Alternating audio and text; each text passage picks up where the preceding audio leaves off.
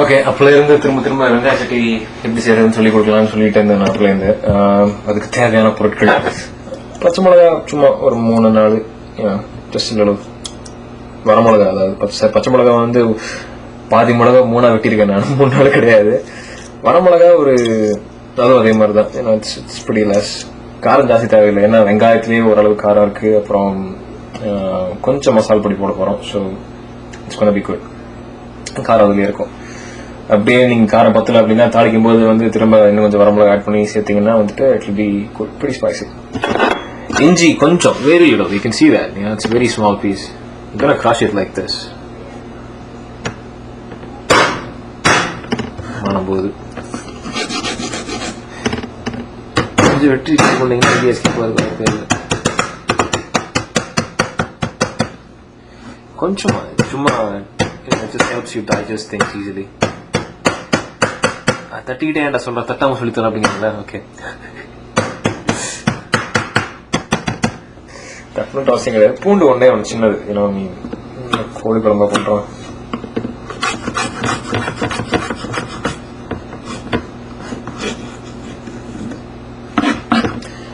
So having done that, அடுப்பு பற்ற வச்சாச்சு. இட்ஸ் ஸ்மால் பேன், பெரிய வடை யூஸ் பண்ண மாட்டேன். இதுக்குன்னு ஒரு சின்ன இது வச்சுருப்பேன். இட்ஸ் லைட் வெயிட்ங்கிறப்போ வந்து அடுப்பு எந்த டெம்பரேச்சர் இருக்கு அதே எந்த டெம்பரேச்சருக்கு வந்துடும். டக்குன்னு சுடாவும் டக்குன்னு ஆறிடும். That's one thing. Fan off பண்ணிட்டு பேசிட்டு இருக்கேன் நான். And I don't think it's a good idea. வெங்காயம் வந்து என் கை ஆக்சுவலாக கொஞ்சம் பெரிய கை, ஒரு மாடரேட் சைஸ் வெங்காயம். இங்கே சின்ன வெங்காயம் கிடைக்காது. ஸோ பெரிய வெங்காயம் யூஸ் பண்ண போகிறோம். நுனியெல்லாம் நறுக்க வேண்டாம், கொஞ்சம் வெட்டுற சைஸில் வெட்டுங்க, கரெக்டாக இருக்கும்.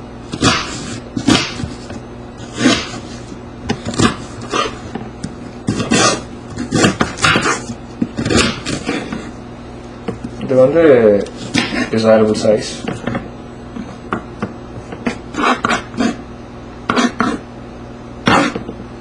வருது ஃபேன் எல்லாம் வேலைக்காக தான் நினைக்கிறேன் நான்.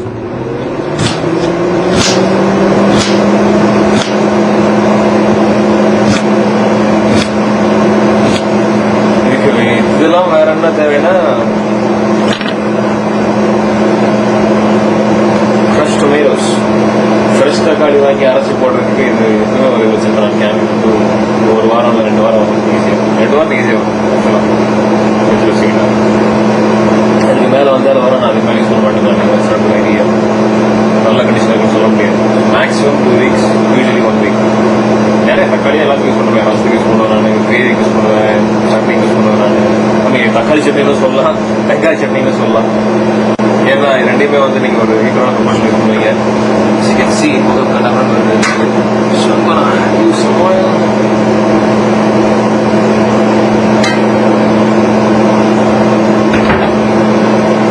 நல்லா பச்சை மிளகாய் போடுங்க.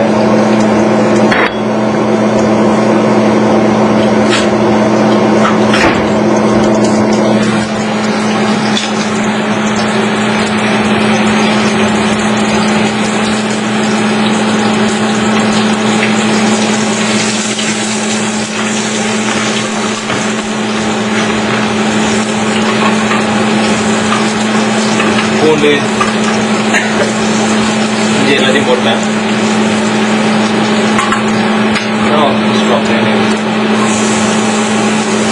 பார்த்தீங்களா சைஸ் தெரியுது. அப்படியே பொன்னரமெல்லாம் வணங்கக்கூடாது, கொஞ்சம் அப்படியே வணங்காம இருக்கணும்.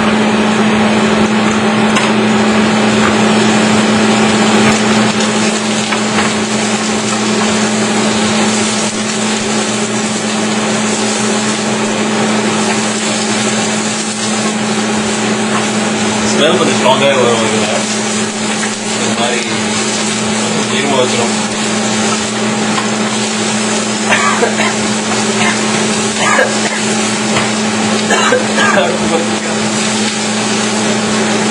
இதுதான் வந்து இது மசாலா. கொஞ்சமா இந்த கோழிக்கு போகிற அளவுக்கு கொஞ்சம் நிறைய போடுறேன், கொஞ்சம் போடுறேன். அப்புறம் சாம்பார் பொடி,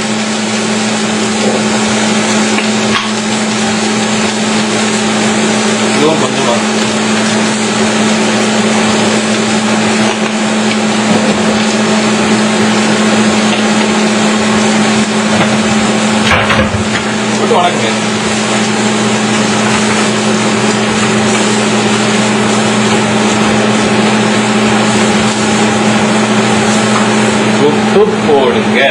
ரின்சர். உப்பு போடுங்க. ரின்சர். உப்பு போடுங்க. கிறிஸ்டல் போடுங்க. ஐயோ அம்மா. This was happening, right? வெங்காயம் கொண்ட இடத்துக்குலாம் வரல. இப்போ பச்சையோட லேசா போயிருக்கு, அவ்வளோதான். பச்சையோட முழுசெல்லாம் போகக்கூடாதுங்க, லேசா போகணும். இப்போ you're gonna have 1, 2, 3 maybe. Yeah, that's it.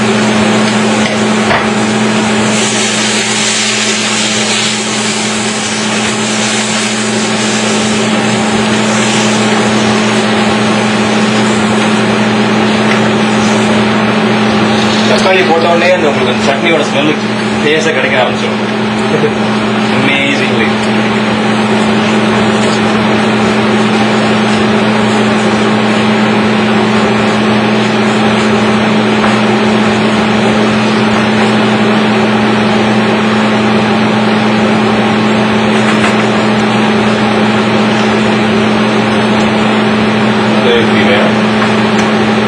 நம்மளால இல்லை, அப்படியே ஒரு கொஞ்சம் தண்ணி ஊற்றுறோம்.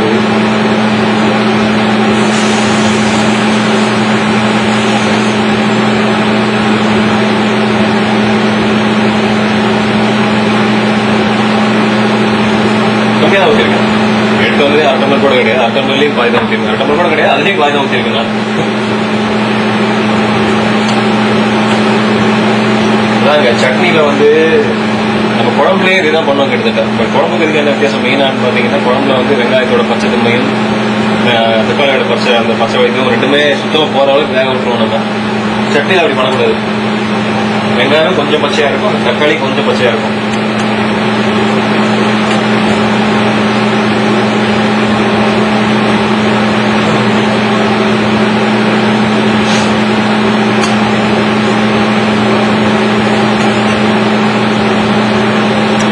மாடரேட் ஹீட்டில் இருக்கிறதுனால தான் கொஞ்சம் மெதுவாக சூடாயிட்டு இருக்கு. உடனடியாக பண்ணுற பெருவழி நடுப்பு குட்டி வச்சு எல்லாத்தையும் பற்ற விட்டுறாதீங்க.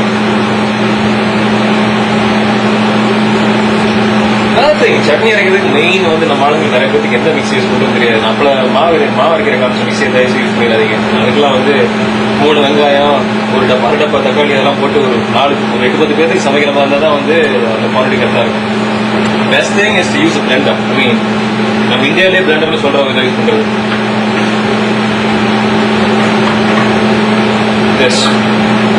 This works really well. ஆனா ஒண்ணு இதோட பிளேடு பாருங்க. As you can see, sharp blades, really sharp blades. பட்டைகளா இருக்கும். And by the way, நல்ல பிராண்ட் இது Braun. ஸோ தெருவில் போகிற பிராண்ட்லாம் வாங்கி சட்னி அரைக்க முயற்சி பண்ணிங்கன்னா ஒன்றும் வழங்காது. And this is not expensive. This is like ஒரு $20. ஸோ இதை வாங்கிக்கிறது நல்லதுன்னு சொல்லுவேன் நான். போங்க. As you can see, வெங்காயத்தோட பெரிய இதெல்லாம் வந்து ஒரு மாதிரி வெளியில் வந்து கொஞ்சம் வெந்து உள்ள வந்து பச்சையாகவும் இருக்கும். That's exactly what we want.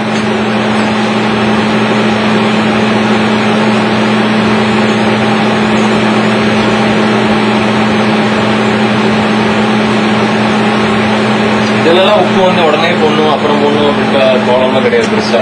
You can always add whenever you can add it whenever you want.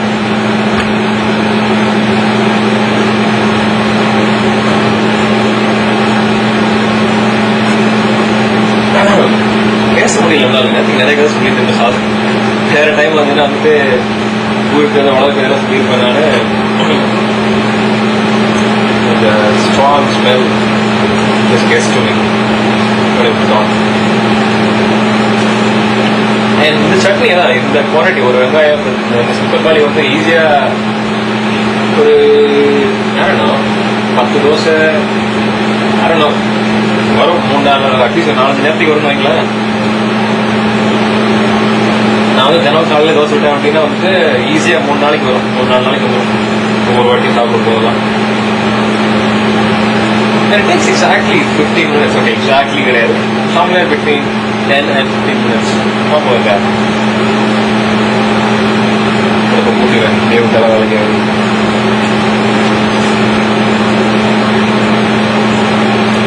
And இங்கே வந்ததுக்கப்புறம் நான் ஒன்றுன்னு சொல்லும் போதே மென்ஷன் பண்ணியிருந்தேன். We eat a lot of yogurt, right? இது வந்து சும்மா தயிர் வந்து நம்ம வாங்க, பட் தயிர் எப்படி செய்யறது எனக்கு தெரியாது. அதுக்காக தயிர் வந்து காசு கொடுத்து வாங்கிட்டு இருப்பீங்க. இந்த குவான்டிட்டி வந்து என்ன 750 மில்லி, 3/4 லிட்டர் தயிர் வந்து கிட்டத்தட்ட $4 கொடுத்து வாங்கன்னு நினைக்கிறேன் நான். அதே ரேட்டுக்கு 5 லிட்டர் பால் வாங்கலாம், 4 லிட்டர் பால் வாங்கலாம்னீங்களா. So there's a huge difference between the amount of curd you might get if you buy milk and the curd itself which you might buy. So எனக்கு தெரியும் எந்த பால் யூஸ் பண்ணா வந்து தயிர் வரும் அப்படின்னு. ஹோமோஜெனஸ் மில்க்னு ஒன்று இருக்கு. நீங்க ஷாப்பிங் க்ரோசரி ஷாப் போனீங்கன்னா வந்து போட்டு போனாங்க ஹோமோ மில்க். நாங்களும் அது கே மில்க்னு சொல்லி நாங்கள் வச்சுருப்போம். It's called homo milk, right? Homo milk is short for homogeneous milk. And you use that.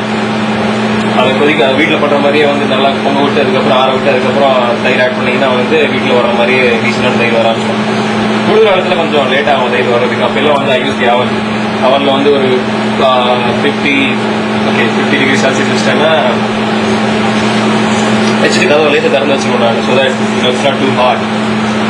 வச்சுட்டேன்னா ஒரு 3 மணி நேரம் 4 மணி நேரம் தயிர் ரெடியாக இருக்கும். சூப்பராக இருக்கும் தயிர் வீட்டில் பண்ணுற மாதிரியே இருக்கும். அது வீட்டில் பண்ணுறதே நல்லா இருக்கும்னு தெரியல எனக்கு. ஸோ வீட்டில் பண்ணுற மாதிரியே சூப்பராக இருக்குன்னு சொன்னால் வந்துட்டு there's a huge contradiction right there. சொல்லுவாங்க இட்லி, எங்கள் வீட்டு இட்லி அப்படிதான் இருக்கும். இட்லி சும்மா பூ மாதிரி வீட்டில் பண்ணுற மாதிரியே இருக்கும் அப்படிம்பாங்க. அதான் கேட்பேன் நான், இட்லி பூ மாதிரி இருக்குமா இல்லை வீட்டில் பண்ணுற மாதிரி இருக்குமா அப்படின்னு. It's an oxymoron, right? வீட்டில் பண்ணுற மாதிரி நல்லா இருக்கும் அப்படிங்கிறது. தோசை வீட்டில் நல்லா பண்ணுவாங்க, இட்லி தான் போய் சவுக்கிடுவாங்க. ஆரம்பம் வாய் ஹோட்டலில் வந்து சோடாவுக்கு ஆட் பண்ணுவாங்கலாம் தெரியல எனக்கு. சம்பவம் என்னது ஸ்கூல் ஒரு இன்கிரியன்ட் மறந்துட்டு நான், தேங்காய். அது எப்போ வேணா போடலாம், அதனால ஒன்றும் பிரச்சனை இல்லை. It's never too late to add coconut.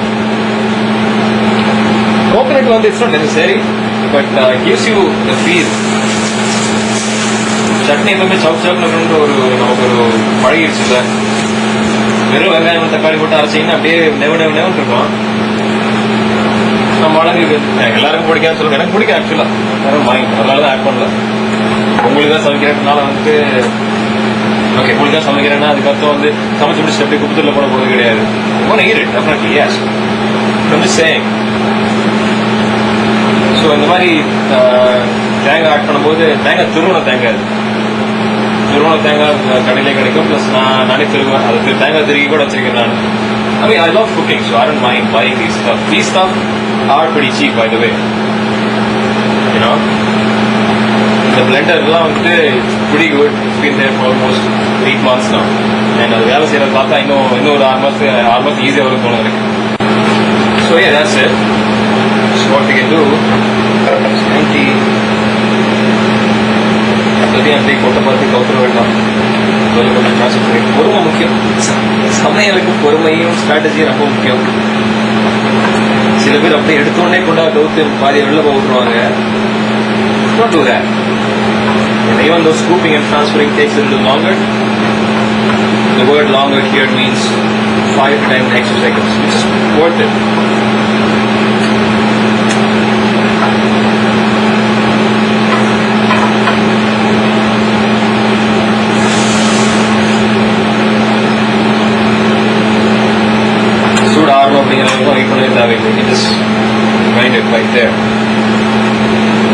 அரைக்கும் போது தெறிக்க வழியில் சான்ஸ் இருக்கு. ஸோ நான் ஒரு ஐடியா பண்ணியிருக்கேன். அதுக்குன்னு இங்கெல்லாம் வந்து ஸ்டவ்ல கவர் பண்ணுறதுக்கு ஒன்று வைப்பாங்க தெரியுங்களா. இந்த தென்னித்தோட இதை வந்து அந்த ஹியர் பால் பொங்கி ஏதாவது பொங்கி வெளில போச்சுன்னா வந்து யூஸ் லோக்காக வச்சுருப்பாங்க. இதுக்கு தான் யூஸ் பண்ணுவேன். பார்த்தீங்கன்னா இந்த கண்டெய்னர்ல தக்காளி வெங்காயம் இந்த நம்ம தாளிச்ச எல்லாம் தாளிச்சதுல இது வரைக்கும் பண்ணிட்டு இருந்த எல்லாம் கான்டென்ட் எல்லாம் இருக்கு. And I have the blender inside it. And as you can see, I have wrapped this foil around it so that அரைக்கும் போது எதுவும் வெளில தெரிக்காது இருக்கு. எப்பயுமே தெரிக்க சொல்றதுக்கு இல்லை, but it's just safe. I'm not wearing an apron or anything like that. நான் சாதாரண டிஷு தான் போட்டிருக்கேன். ஆயில் கரெல்லாம் பட் வந்து தேவையெல்லாம் போகாது. இதில் இன்னும் பெருசாக ஆயில் கிடையாது. So it's not big deal, but I'm just used to doing it like this.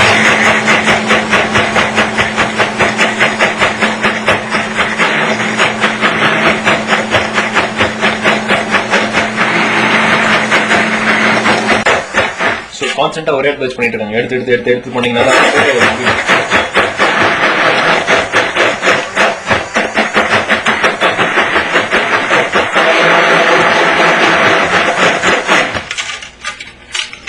nothing goes waste. So just add the water here.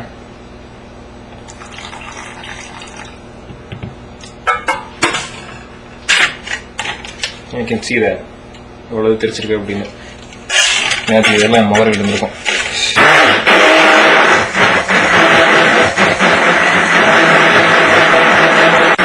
அரைச்சிட்டே இருந்தீங்கன்னா at one point தெரிக்கிற நெல் போய் அப்படியே சுத்த ஆரம்பிக்கும், சுழல ஆரம்பிக்கும். அப்படியே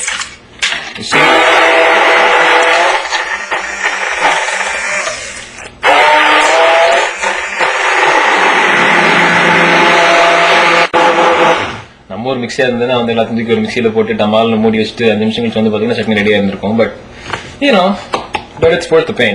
It's not a painful thing, but still it's worth it. Whatever you go through, it's worth it. ஏதோ ஒன்று மறந்துட்டு நினைச்சிட்டே இருந்தேன் நான். கொத்தமல்லி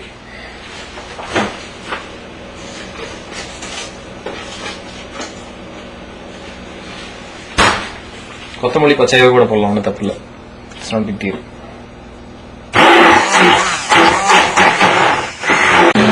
ஓகே, ஆச்சு முடிச்சாச்சு.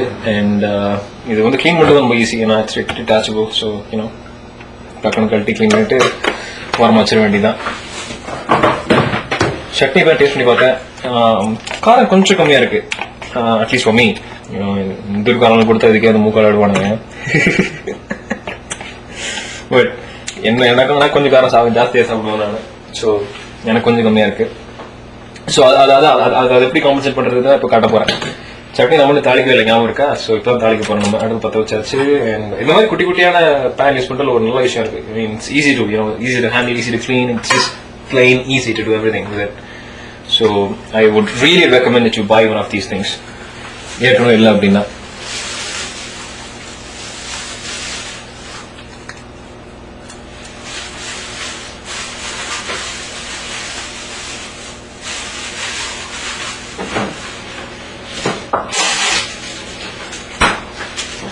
தாளிக்கிறதுக்கு மெயினாக 2 விஷயம் வேணும். கருவேப்பிலை வந்து 2 வாரத்துக்கு வரைக்கும் வாங்குவேன் நான். ஏன்னா ஃப்ரைடே இங்கே வந்து ஃப்ரெஷ்ஷாக கொண்டு வாங்க. எல்லாத்தையும் ஃப்ரெஷ்ஷாக வரும்போதே வந்துட்டு just buy it and freezer வச்சிருவேன் நான். ஃப்ரீசர் வச்சிங்கன்னா eventually it will get dried, but still it's much better than the dried bay leaves they sell. This is not bay leaf, this is curry leaves, right? Yeah, a little confusion. நம்ம ஊரில் அதான் English தெரியும் பேரோடின்றதுக்கு வந்து அப்போதான் ஆப்புழுகும். சீரக சோம்புக்கு English என்னன்னு தெரியாம தடவும் போது அது வரைக்கும் நான் மெத்தப்படுத்துவேன் பெரிய மேதாவின்ற மாதிரி தான் நடந்துகிட்டு இருப்போம். கடையில போய் அது black colour small little things spherically shaped அப்படின்னு சொல்லி ஒரு சுண்டல் பருப்பு வாங்குறதுக்குள்ள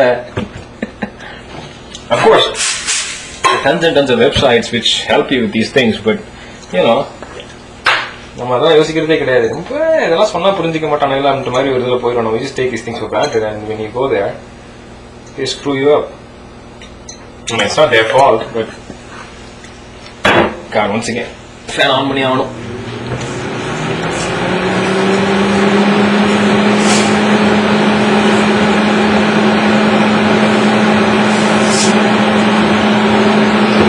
It's a lot of mustard.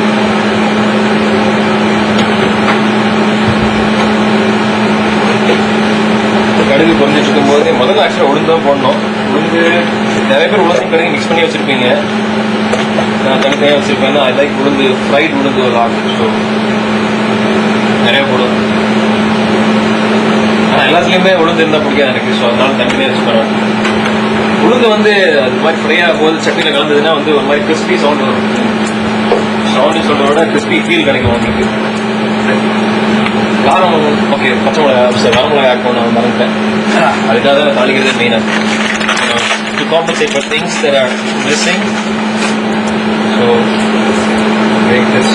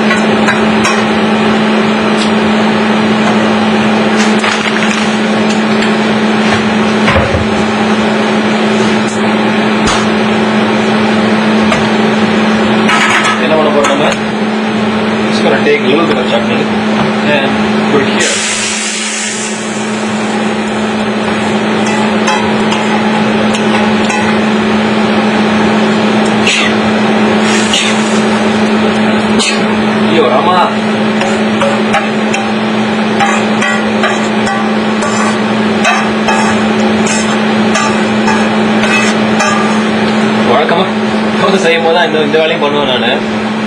So இதெல்லாம் வந்து தோசையில் கொடுத்து அப்படியே வலிச்சு நக்கிடுவேன். கொஞ்சம் கூட வேஸ்ட் பண்றதே கிடையாது நம்மலாம்.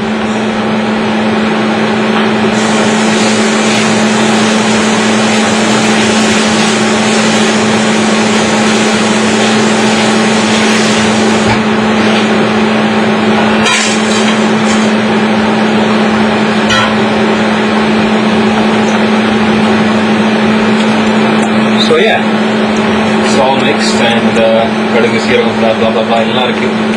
It's just tasty, man. It's just hell tasty. Easy to make, really healthy.